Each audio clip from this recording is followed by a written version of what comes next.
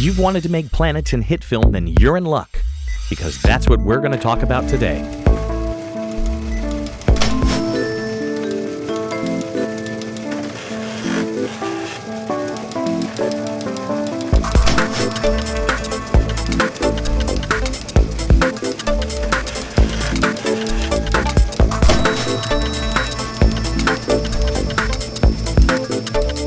Hey everybody, Mike Miller from Triumph Visual here, and today we're going to learn how to create this planet effect in Hitfilm Express.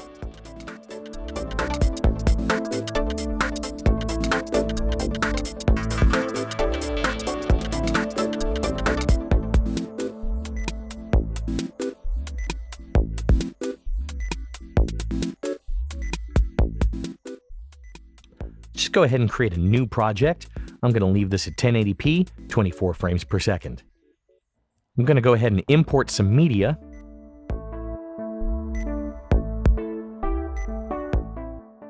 And create a new composite shot. I'm going to name this Planet Setup, and I'm going to leave it at 1080p, 24 frames per second. While I'm at it, I'm going to create 3 more composite shots. Earth, Day, and I'm going to make this 3000 by 1500. I'm also going to create Earth Night, which will also be 3000 by 1500, and Clouds, which I will leave at 3000 by 1500. I don't necessarily have to put my source images into composite shots like I've done. I could just use the layers directly, but I've set these up as composite shots for something that we're going to do later on in this tutorial. In the meantime, in my Clouds composite shot, I'm going to drag in my Clouds image. I'm going to pull Earth Night into Earth Night, and Earth Day into Earth Day. In the Planet Setup comp, I'm going to drag in Earth Day, Earth Night, and Clouds. I'm going to turn off Clouds and Earth Night and just focus on Earth Day. Come up to the Effects tab and type in Sphere. The Sphere filter, obviously, wraps an image around an imaginary sphere. And the first set of controls are the radius and use source as. Radius determines the size of the sphere, and we're going to take this up to 500. Use source as determines whether the layer that the sphere filter has been placed on uses itself as the surface texture for the sphere, an environment map for the sphere, or an environment layer for the sphere. For what we're doing today, we're only going to be using surface texture, so we will not be discussing these environment map, environment layer, reflection, or refraction controls today. Since we're using our layer as a surface texture, let's twirl open the surface texture controls. The scale determines the size of the texture and how it wraps around the sphere. We will want it at 100%, but let me take this down to 25 for a moment, zoom in a little bit, and then come down to these bottom controls, Wrap X and Wrap Y. By default, they're set to reflect, and you can see here where this edge of the surface texture is meeting this edge of the surface texture, it does in fact reflect seamlessly around the sphere. I can change these from reflect to tile. Tile does not reverse the image when it meets horizontally or vertically. I'm going to set these back to reflect, and I'm going to take the scale back up to 100%. Scale ratio is determined by the aspect ratio of the source layer or source image. Because my textures are 3000 by 1500, the scale ratio should be set to 2. The position controls let me set the location of the sphere in 3D space, either directly by adjusting the X and Y values using these controls and the Z value by using this depth slider, or if I reset that back to 0, create a new point, which I will make 3D, and name this Planet Point, and come back into the sphere controls, I can set the transform from to the planet point. Now, if I move the planet point around in 3D space, it will affect the positioning of my planet. And really, that's the basics of creating planets in Hitfilm Express. You take a source image to use as the surface texture and assign a sphere filter to it, then connect it to a point. Once connected to a point, you are free to move your planet around and rotate it any way you see fit. As we look at the sphere filter, we can see that the texture of our Earth map has been reversed. And this is why I placed my textures in embedded composite shots. I'm going to jump back into the Earth Day embedded composite, open up its transform properties, click this chain to unlink the horizontal and vertical scale, and I'm going to change the X scale from 100 to -100. I'm going to go ahead and come back into the Earth-Night composite shot and do the same thing. I could reverse my clouds. I don't really care which way they go. Back in my planet setup comp, I can now see that the Earth's texture is correctly wrapped around this sphere. Let's create a new scene light, which I'm going to call Sun. I'm going to come down to the sunlight and set its transformation to 0, 0, 0, and I'm going to create another new point, which I'm going to call Sun Pivot. I'm going to make Sun Pivot a 3D layer, and I'm going to parent the sunlight to the Sun Pivot. Then, I'm going to move the Sun 20,000 units out in space. Now, when I toggle the Sun on, we don't see anything actually happening to our planet. So let's go back down to the Earth Day layer. Here, at the bottom of the controls for the sphere effect, we can see a group for illumination. Let's twirl that open and change the type from none to comp lights. Now our light is affecting the planet. But we're getting way too much specular highlights over in this area. Once we activated comp lights, another group of controls became available for material. If we twirl open material, we see sliders for the ambient, diffuse, and specular lights, and the shininess. Let's see what happens if we turn the shininess down. That's spreading out the specular highlight and making it more harsh. That's not what we want, so we'll go ahead and turn that back up to 100. Let's just take the specular fader down. About 10 looks good, and I'm going to take the diffuse down to 40. That's starting to look decent. I'm going to come back up to my Sun Pivot, open up its transform controls, and I'm going to start rotating the Sun Pivot on its y-axis.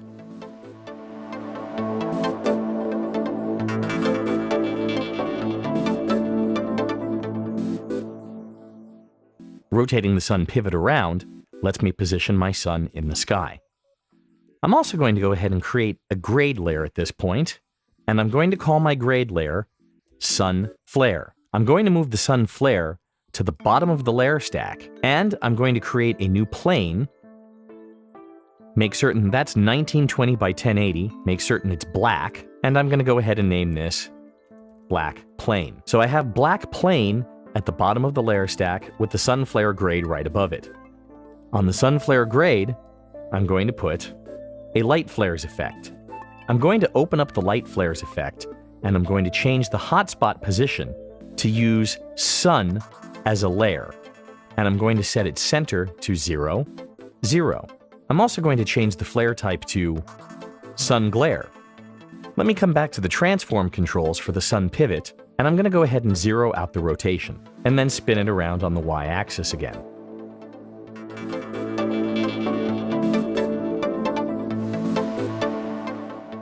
Parenting a lens flare effect to the light source being used as the sun just lets me quickly see where my actual sun is. And if I zoom in here, it also shows how the edge of the sphere is picking up the edge of the light.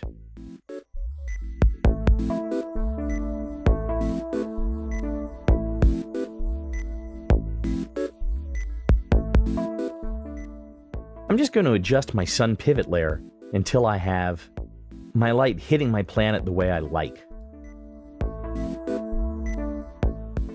I'm going to open up the planet point and zero that back out. I'm going to come to my Earth Day composite shot, right-click on the sphere effect, copy it. I'm going to go ahead and turn off Earth Day, turn on Earth Night, go into Earth Night, and paste in the effect. I'm going to drag Earth Night above Earth Day, turn Earth Day back on, and change the blend mode of Earth Night from normal to add. And now that I've set the blend of the Earth Night layer to add, I want to come back into the sphere effect, and I want to go ahead and turn off illumination. Now when I rotate the planet point, the night side of our Earth is showing lights from the ground. But we can see here on the coast of South America that the daylight sections of the Earth are also showing the nighttime map. So what can we do to keep the night map where we want it, but eliminate it from the dayside? Well, we're going to create a new white plane, and we want it to be 3000 by 1500. And we're going to call this white plane, 3000 by 1500. When I create planes, I just tend to call them black plane, white plane, and if they're a size that's different from my project size, I'll add in the layer dimensions. The reason for this is planes, like any other piece of media, can be reused from the media bin, and I will just reuse planes over and over in a composition rather than creating a new plane every time I need one. Since I've already got the sphere effect from the Earth Day layer in my clipboard, I can just come over to the white plane, click Paste, and it will have the same sphere effect. This white sphere is being lit by the same light that's lighting everything else. The black areas correspond to where the Earth is falling into shadow. I want to go ahead and open up the illumination controls for this and come into the material settings and adjust the specular and highlight settings again. In this case, I'm willing to let the specular highlights bleed out more. I'm going to be using this sphere to generate a matte. So you can see I've adjusted that to be a much stronger white highlight, a smaller penumbra area, and a harsher shadow. I'm going to rename this Matte Sphere, and I'm going to move it underneath Black Plane. Speaking of Black Plane, I'm going to duplicate Black Plane and put a copy of that underneath Matte Sphere. I'm going to come up and create a new grade layer, and I'm going to call this Matte Flatten. I'm going to move Matte Flatten right above Matte Sphere. A grade layer is a flattened copy of everything that exists below it, and by having this grade layer underneath the background black plane, I can use this grade layer as a set matte source. To show more clearly what this is going to do, I'm going to go ahead and turn off my Earth Day layer, leaving us with just Earth Night. Come up to my effects panel and drag the set matte effect to Earth Night. In the set matte effect, I'm going to set the source layer to Matte Flatten. I'm going to set the matte source to Luminance, and I'm going to set the blend to Replace. And as soon as I do that, you can see the Earth Night map appearing only where the matte sphere is illuminated. By clicking Invert Map, now my Earth Night map is appearing only where my matte sphere is in shadow. So if I turn my Earth Day back on, come up to my planet point, and start rotating again on the y-axis, you can see where the lights start fading out as the planet rotates around into day.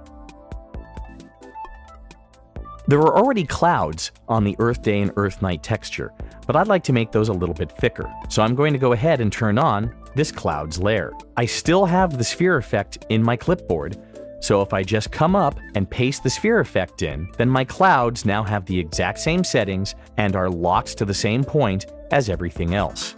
If I come up and open the layer properties and change the blend mode from normal to screen, and then to add a little bit of extra depth, I'm going to change the radius from 500 to 505. When I zoom in closer on this edge, you can see that that brings my top layer of clouds just a little bit off the surface of the planet, so that they have a little bit more depth. And really, that's it. That's the basic setup. I have my planet surface map set up, I have a night map set up, I have a matte sphere set up, generating a matte to transition between the day and the night texture maps, and I have a cloud map. All of these are maps to the same planet point. So now I can move my planet anywhere I want in 3D space, and rotate it to any angle I want. I have a sunlight set up, and the sunlight itself is set up on its own pivot point, so I can just move the sun around the planet where I want it to, until my planet and my sun angles are where I want them to be for my image or animation.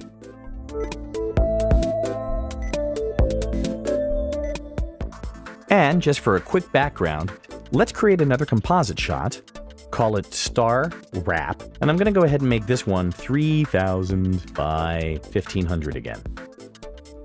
In my Media tab, I'm going to drag in my existing white plane, 3000 by 1500, add the same fractal noise to it, go ahead and grab Starfield preset, and I'm going to go ahead and adjust the seed a little bit. Come back into my planet setup, drag in my Star Wrap, and I'm going to go ahead and delete the original black plane. Come up to my Effects tab, grab my 360 video viewer, drag that to the star wrap. I'm going to take the scale back down to 50, and I'll leave my X and Y on reflect. And I'm going to go ahead and change the scale to about 35, I think. And let's go ahead and add a glow effect. Crank that up way too high.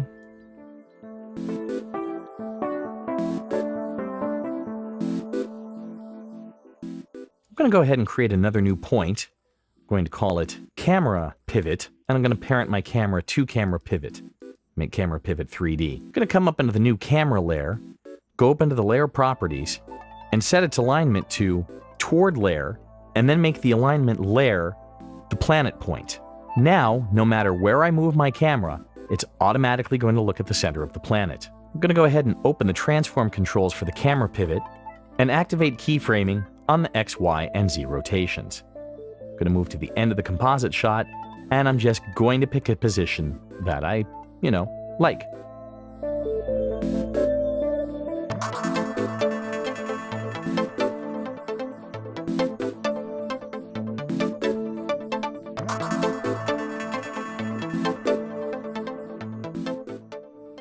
I'll RAM preview that, see how that looks. So now we can fly our camera around our planet, have day properly fall off into night, we have our stars properly behind the planet, and we can even see the sun.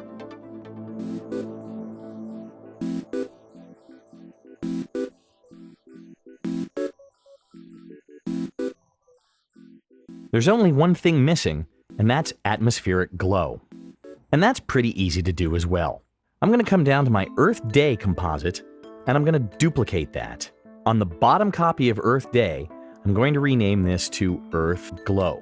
Open up the sphere effect, open up the material settings, turn my specular down to 0, and turn my diffuse up to 100. And then I'm going to come up and grab a zoom blur from my effects list and add that beneath the sphere. In the zoom blur controls, I'm going to come down to the center, and I'm going to set the position to the planet point.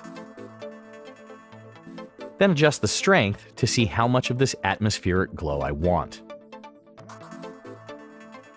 Come up to the layer properties, maybe change that to screen. Should be screen. Actually, let's make that lighten.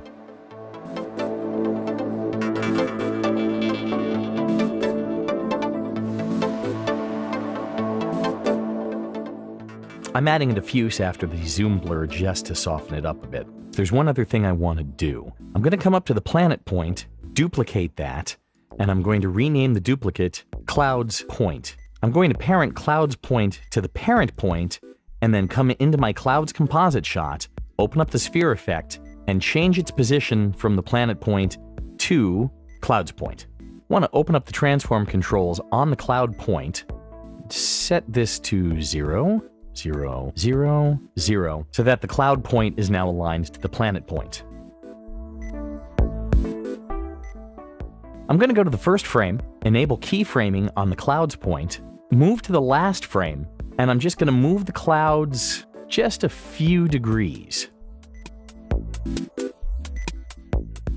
We can see when I come around to the end of the shot, when the sun is behind the Earth, I'm losing my atmosphere glow because there is no illumination on the Earth glow sphere.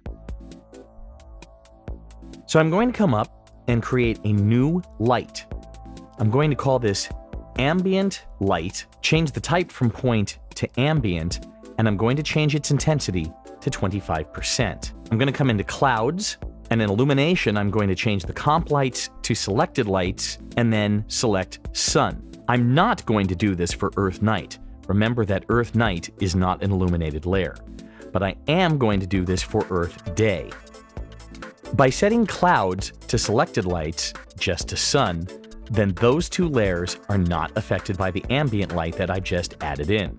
But my Earth glow layer, being set to comp lights, is being affected by both the ambient and the sunlight. And in its material settings, it is receiving ambient, diffuse, specular, and shininess by 100%. So when I come to the end of the shot, I've still got some of the atmosphere glow extending around the Earth. I can control how much glow shows through on the dark side of the Earth by adjusting the strength of the ambient light. So if I take the ambient up to 100, I will always have a strong glow all the way around the planet.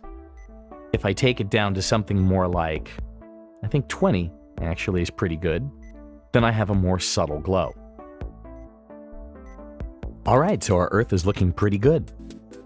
We've got our dayside, our nightside automatically coming in with lights, we've got another cloud layer for some depth, and we've got a planetary glow set up.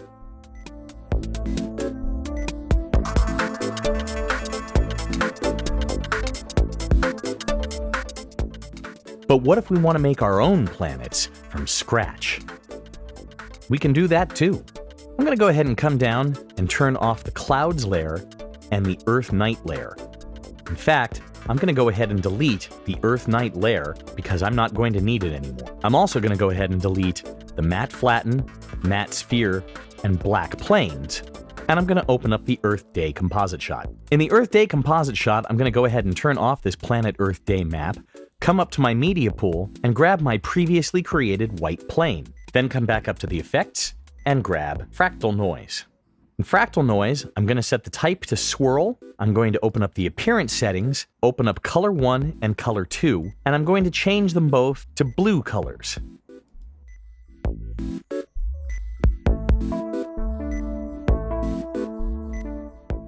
That's pretty good. I'm going to rename this C. I'm going to duplicate C and rename the top copy Land 01. I'm going to come into the Fractal Noise settings, and the first thing I'm going to do are change the colors to kind of a yellowish green and maybe a more bluish green.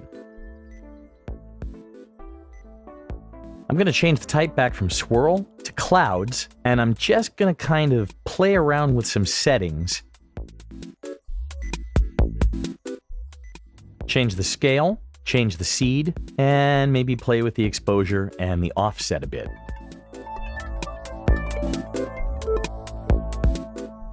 I'm going to duplicate Land 1, and I'm going to name this Clipping Matte Land. And on Clipping Matte Land, I'm going to right-click on the Fractal Noise, and I'm going to reset it. I'm going to go ahead and keep this on clouds, and again, I'm going to play with the seed, I'm going to play with the scale, and I'm going to play with the exposure and offset settings. What I'm trying to do are create blobby areas that are more or less pure white with lots of black.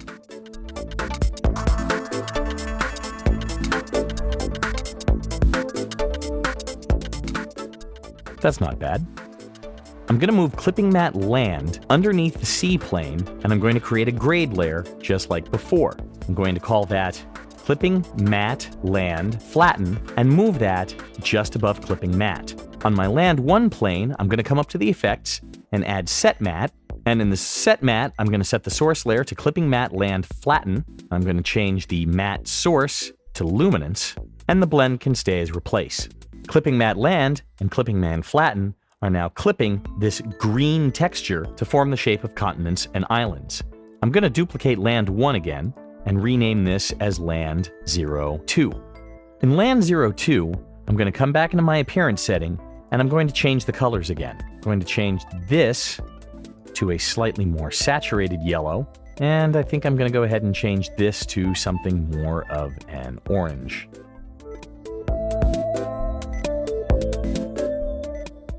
I'm going to change the seed only slightly, maybe from 800 to 802. I'm going to change the scale from 80.9 pixels to 75, and I'm going to go ahead and change the exposure from 0.37 to 0.4, and the offset to 0. I'm going to turn off Land 1, Land 2, and C for a moment, come down to my clipping mats, and I'm going to duplicate those again. Going to rename this Clipping Matte Land 02 and Clipping Matte Land Flatten 02, and make sure that the grade layer is above the plane layer. In Clipping Matte Land 02, I'm going to open up the effects again, move back down to appearance, and I'm going to change the exposure and the offset settings. What I want to do is keep the same shape but I just want to keep more of those white areas in the center and let more of the black fall off. Turn back on C, land 1 and land 2, and then in land 2, I'm going to change the set matte from clipping land flatten to clipping matte land flatten 2. As you can see, that's adding more texture to our land, with more green closer to the ocean, and as we move farther inland, we have a little bit more yellow. Let's duplicate land 02 again, and make this land 03. I'm going to come back into my appearance, and I'm going to change this yellow to something more of a dark gray. And I'm going to change this other color to a lighter gray.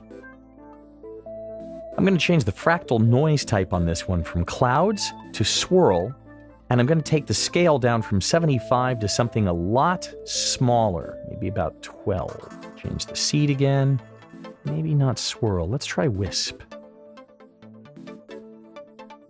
There we go. I'm liking wisp a lot more.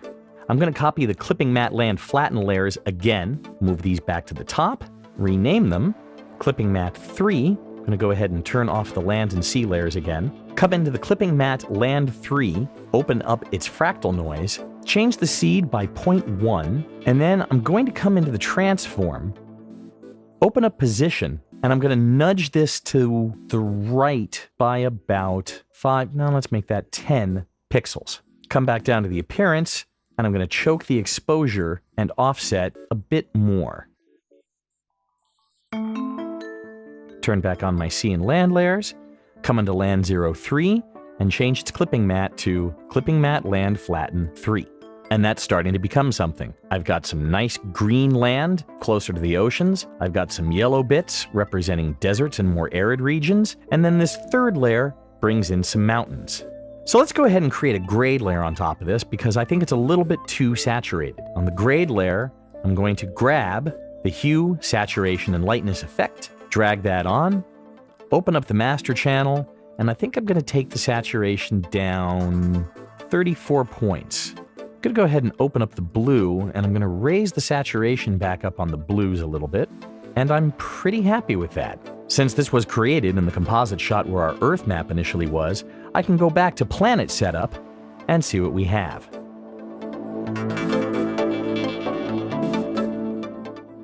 That's not bad, but there are a few more things we can do to clean this up a little bit.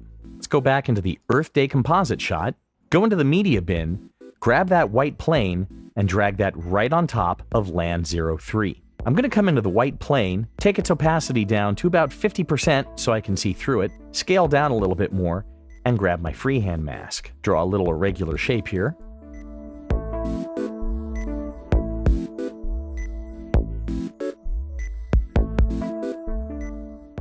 And another one on the bottom.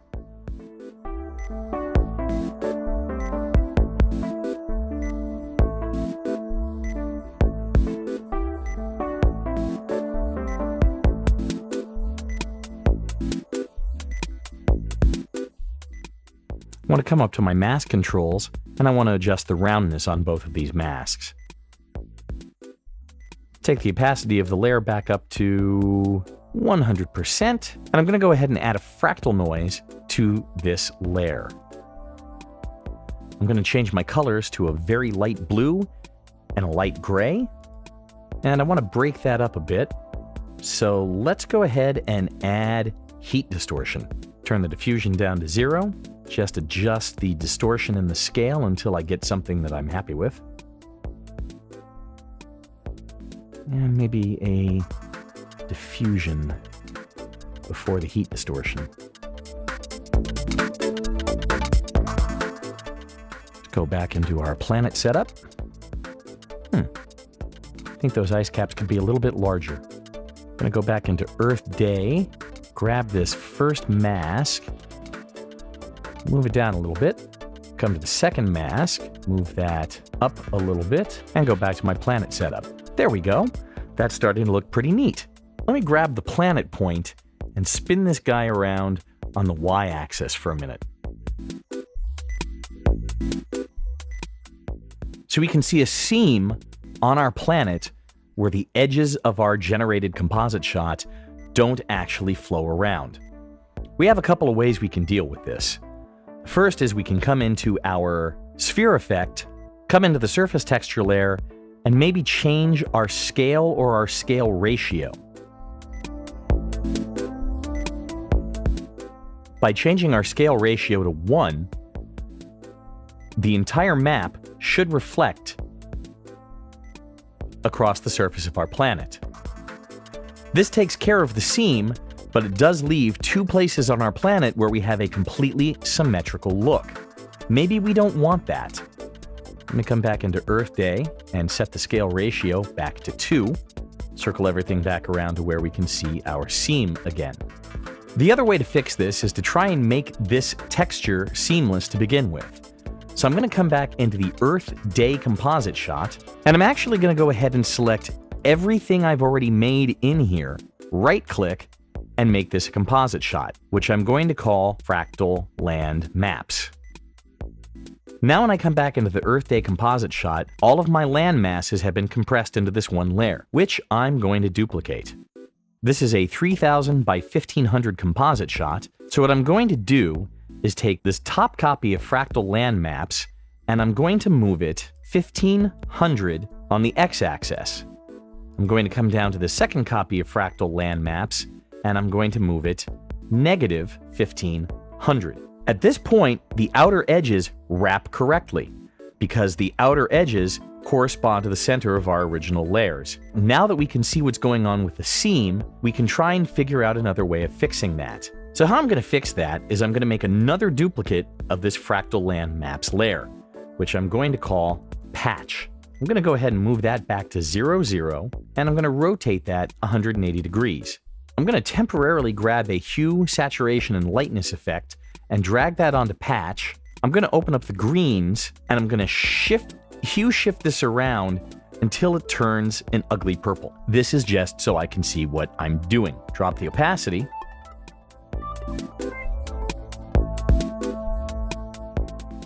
And I'm going to move that until I have some of my land masses over the seam. I'm going to grab a freehand mask.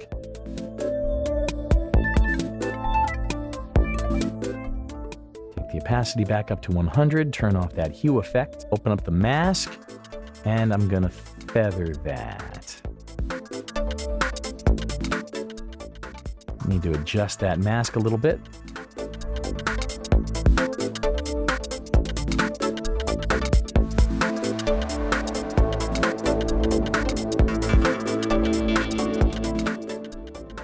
And there we go. The edges will still wrap around perfectly because these were the centers of the layer.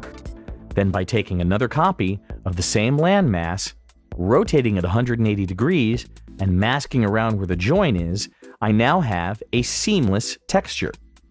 And if I move back to the planet setup layer, I can now rotate this planet a full 360 degrees without seeing the seam. I've already got a perfectly good clouds layer that I've imported, but let's go ahead and do the same thing in the clouds composite shot. I can go ahead and leave this graphic right here, and I'm just going to grab the clouds effect.